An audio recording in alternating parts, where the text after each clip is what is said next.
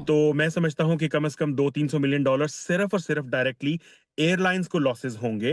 जबकि हुँ, उसके अलावा जो वाइडर इकोनॉमी है उसको, जाहिर बात है, देखें, लोग जो फ्लाई करना चाह रहे हैं इंडिया को, अब उन एयरलाइंस को मसलन अगर एयरलाइन नॉन स्टॉप नहीं आ सकेगी, हुँ, उसको एक डिफरेंट एयरक्राफ्ट अरेंज करना पड़ेगा। लेट्स से अगर एक एक फ्लाइट जो दिल्ली से लेट्स से सिएटल या सैन फ्रांसिस्को जाती है, हुँ, अब वो 2 क्रू सेट्स के साथ जाती है, लेकिन अब अगर वो नॉन स्टॉप जाना चाहेंगे तो उनको 2 सेट ऑफ क्रू के साथ फ्लाई करना मुमकिन नहीं रहेगा, क्योंकि उनका ड्यूरेशन बढ़ जाएगा। और एयरलाइंस एविएशन में तो घंटे की फ्लाइट अगर बढ़ जाए तो उसके नतीजे में different set of rules apply होते हैं।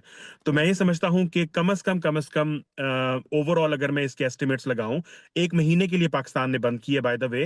हुँ। मेरे नजदीक $500 million का एस्टिमेट मैं लगाना चाहूंगा, जो इंडिया की एयरलाइंस को, इंडिया की जो एविएशन इंडस्ट्री, सिर्फ एयरलाइंस नहीं, सिविलियन मिलिट्री एयरक्राफ्ट तमाम के ऊपर ये इफेक्ट होगा, उसको इसका नुकसान होगा।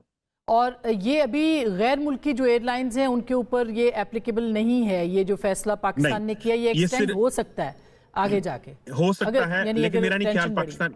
हाँ। हाँ, पर टेंशन बढ़ी तो फिर ऑफ कोर्स, अगर लेट्स से मिसाल के तौर पे, खुदा न खास्ता, अगर कोई लाइव एक्शन शुरू हो जाता है बॉर्डर के ऊपर, फिर तो हुँ, कोई एयरक्राफ्ट क्रॉस नहीं करेगा, फिर तो एक प्रॉपर केओस होगा। हुँ।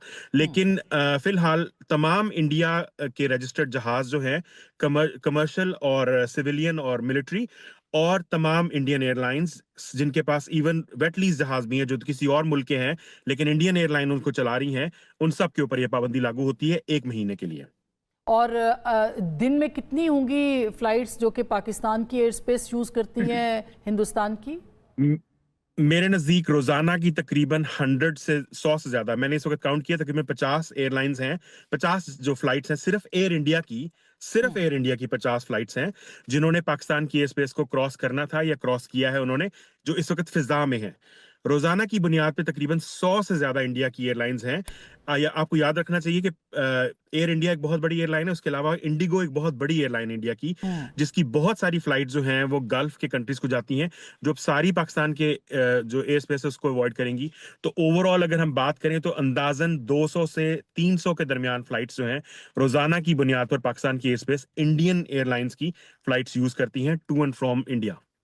बहुत-बहुत शुक्रिया।